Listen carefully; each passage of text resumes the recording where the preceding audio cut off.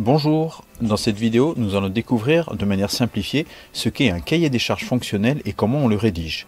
On va commencer par la fin, voilà à quoi ressemble un cahier des charges fonctionnel. C'est un tableau. On va voir comment on fait pour remplir ce tableau. Alors, qu'est-ce que c'est qu'un cahier des charges fonctionnel? Le cahier des charges fonctionnel détaille ce qu'on attend précisément d'un objet. Dans cette vidéo, nous garderons simplement cette définition. Un cahier des charges est un document sous forme de tableau qui détaille ce qu'on attend précisément d'un objet. À notre niveau, ça suffira. Et à quoi ça sert un cahier des charges fonctionnel? Eh bien, lorsqu'une entreprise décide de mettre sur le marché un nouveau produit, le cahier des charges fonctionnel permet à tout le monde de se mettre d'accord sur le produit. Nous allons voir que la rédaction du cahier des charges fonctionnel, c'est-à-dire le tableau qu'on a vu à l'instant, passe par un certain nombre d'étapes. D'abord, on part d'une idée, d'un besoin, d'une étude de marché, etc., symbolisée par ce petit texte. À partir de là, on rédige ce que l'on appelle l'expression du besoin, et pour cela, on s'aide de ce schéma qu'on appelle la bête à cornes. Ensuite, on fait ce qu'on appelle l'analyse fonctionnelle. On s'aide de ce schéma qu'on appellera le diagramme pieuvre. Je sais, ça fait déjà deux animaux, mais bon, si vous préférez, on peut appeler ce schéma le diagramme des interacteurs. Et pour finir, on rédige le fameux cahier des charges fonctionnel. On va voir tout ça dans le détail avec un exemple d'objet, la console de jeu vidéo. Pour notre point de départ, nous allons imaginer qu'on souhaite mettre sur le marché une nouvelle console de jeu vidéo. L'étude de marché révèle qu'elle devra avoir une qualité d'image et une vitesse de calcul exceptionnelle. La commande se fera par une traditionnelle manette de jeu, particulièrement facile à utiliser, c'est-à-dire ergonomique. La console s'adaptera à tout type d'écran et projecteur. Les jeux seront disponibles comme tous ceux de la marque sous forme de CD-ROM. Elle devra être alimentée par une prise 230 volts, c'est-à-dire les prises qu'on trouve dans les maisons. Le design de la console devra être dans une couleur sobre, à mi-chemin entre un jouet et un appareil audiovisuel pour être apprécié de tous. Enfin, le prix devrait être comparable à celui de la concurrence pour du matériel équivalent. À partir de là, nous allons nous occuper de la première étape, l'expression du besoin. Pour cela, nous allons utiliser ce schéma. C'est la bête à cornes. Alors juste pour info, c'est une entreprise, l'entreprise APT, APTE, qui a mis au point cette méthode. Au milieu, on place l'objet. Dans la bulle en haut à gauche, on indique à qui l'objet rend-il service. En haut à droite, on indique sur quoi il agit. En bas, on précise dans quel but. Cette base de schéma est la même quel que soit l'objet étudié. C'est ce qu'on remplit dans les bulles qui va changer en fonction du produit. Dans notre exemple, l'objet c'est la console de jeu. À qui rend-il service? Aux joueurs. Sur quoi agit-il? Sur les jeux vidéo. Et dans quel but? Se divertir. À partir de là, ce schéma va nous permettre d'énoncer la fonction d'usage de l'objet. On va prendre les mots des bulles pour former la phrase de la fonction d'usage de la console de jeu. La console de jeu permet aux joueurs de se divertir en jouant à des jeux vidéo. Et voilà la première étape terminée. L'expression du besoin est énoncée et on connaît la fonction d'usage de l'objet.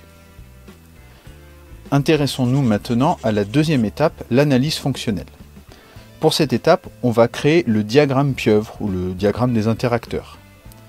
Au centre, on va placer l'objet, dans notre exemple, c'est la console de jeu. Et tout autour, on va lister tous les éléments extérieurs en relation avec l'objet. Voilà, je répète, on va lister tous les éléments extérieurs en relation avec l'objet. On a donc l'écran, les jeux vidéo, les mains de l'utilisateur, l'énergie, l'œil de l'utilisateur. Alors attention, c'est l'œil qui va regarder la console et non pas l'écran. Et enfin, le prix. Lorsque le produit permet à un élément d'interagir avec un autre élément. Il s'agit d'une fonction principale, abrégée avec les lettres FP. Dans notre exemple, c'est la fonction principale numéro 1 qui précise que la console doit permettre de jouer aux jeux vidéo sur un écran. Dans notre exemple, une autre fonction principale intervient entre les mains et le jeu vidéo. C'est la fonction principale numéro 2 qui précise que la console doit permettre d'agir sur les jeux vidéo avec les mains.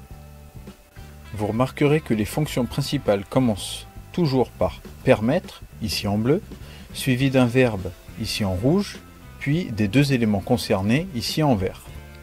Ensuite, si le produit doit être adapté à un élément extérieur, il s'agit d'une fonction contrainte, abrégée avec les lettres FC. Dans notre exemple, la fonction contrainte numéro 1, FC1, précise que la console doit se connecter sur tout type d'écran. Vous remarquerez que les fonctions contraintes commencent toujours par doit, ici en bleu, suivi d'un verbe, ici en rouge, puis de l'élément concerné, ici en vert. Et c'est toujours pareil. Alors on continue. La fonction contrainte numéro 2 dit que la console doit charger des jeux vidéo. La fonction contrainte numéro 3 dit que la console de jeu doit s'utiliser facilement avec les mains. La fonction contrainte numéro 4 doit s'alimenter en énergie.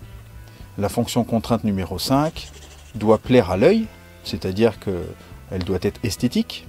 Et enfin, la fonction contrainte numéro 6, la console doit avoir un prix acceptable.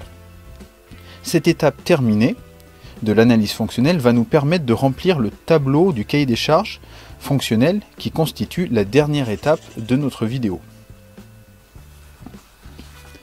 Comme indiqué au début de la vidéo, ce cahier des charges est un tableau. Alors, dans la première colonne, on trouve les repères, c'est-à-dire FP1, FP2, FC1, etc. Ensuite, on trouve les fonctions, les critères et les niveaux. Alors, pour bien comprendre, je vous donne un exemple qui n'a rien à voir avec la console. Si par exemple, la fonction, c'est doit être rapide. Alors, le critère, c'est quelque chose d'observable ou de mesurable qui caractérise la fonction en question. Alors, il faut que ça soit observable ou mesurable. Ici, qu'est-ce qui permet de caractériser la rapidité? Bien, c'est la vitesse. Et le niveau, c'est la valeur qu'on souhaite donner à ce critère. Ici, par exemple, 300 km/h. Voilà, maintenant qu'on a compris, on revient à notre console. On va commencer par recopier les fonctions qu'on a trouvées à l'étape précédente. Voilà, vous vous souvenez, là, c'est ce qu'on avait trouvé précédemment. On ne fait que recopier ce qu'on a trouvé précédemment dans le tableau, rien de plus. Et maintenant, pour chaque fonction, on va chercher le ou les critères et les niveaux souhaités en se référant au texte de départ. Vous savez, celui où on explique comment doit être la nouvelle console de jeu. Alors, dans ces cas-là, la fonction principale numéro 1, permettre de jouer aux jeux vidéo sur un écran, eh bien, c'est caractérisé par la qualité d'image et la vitesse de calcul. Et donc, on va choisir les niveaux souhaités. La qualité d'image, il faudra que la console puisse s'adapter au téléviseur, par exemple 4K ou Ultra HD, donc ça devra faire les deux. La vitesse de calcul, là c'est totalement fictif, par exemple une vitesse de processeur de 2 GHz. Alors pour la fonction permettre d'agir sur le jeu vidéo avec les mains. Le critère, ce sont les commandes. Et le texte du départ disait que ce serait une manette de jeu classique avec des boutons, des croix, des mini joysticks. La console doit se connecter sur tout type d'écran. Alors, donc il doit avoir les types de connexion doivent être pris en compte, ainsi que les types d'écran. Donc ça sera de l'HDMI et les types d'écran tout type. C'est ce qui était dit dans le texte. La console doit charger les jeux vidéo. Alors ça sera les supports de jeu. Ici on a dit que comme tous ceux de la marque, ça devra être sur CD-ROM. La console doit s'utiliser facilement avec les mains. La conception de la manette, c'est le critère. Et le niveau, elle devra être ergonomique. Elle doit s'alimenter en énergie. Les deux critères, c'est la tension électrique et l'énergie électrique. L'énergie électrique et la tension d'alimentation. Donc l'énergie électrique, c'est le secteur EDF qui est disponible dans les maisons et les appartements. Et la tension d'alimentation, le niveau, ça sera la valeur, c'est 230 volts. Ça correspond à l'alimentation domestique. La console doit plaire à l'œil. Ça doit être caractérisé par la forme et la couleur. On a vu dans le texte que la forme, ça doit être entre un jouet et un appareil audiovisuel pour plaire à la fois aux plus jeunes et aux moins jeunes. Et d'autre part, la couleur doit être sobre. Sobre, ça veut dire qu'il ne doit pas être de couleur vive. Elle doit être grise ou noire. Et enfin, la console doit avoir un prix acceptable. Le critère du prix acceptable, c'est le prix. Et le niveau, on aurait pu donner un prix en euros. Là, il s'agit simplement que ce prix soit comparable à la concurrence. Et bien voilà. On y est arrivé, voilà le cahier des charges fonctionnel de la console de jeux vidéo. Bon, je sais, cet exemple n'est pas le plus simple, mais je vous laisse chercher sur le net des exemples de cahiers des charges fonctionnels et vous verrez qu'on retrouve toujours ce genre de tableau. Mais maintenant, vous saurez comment on le remplit. Merci de votre attention et à bientôt dans une autre vidéo.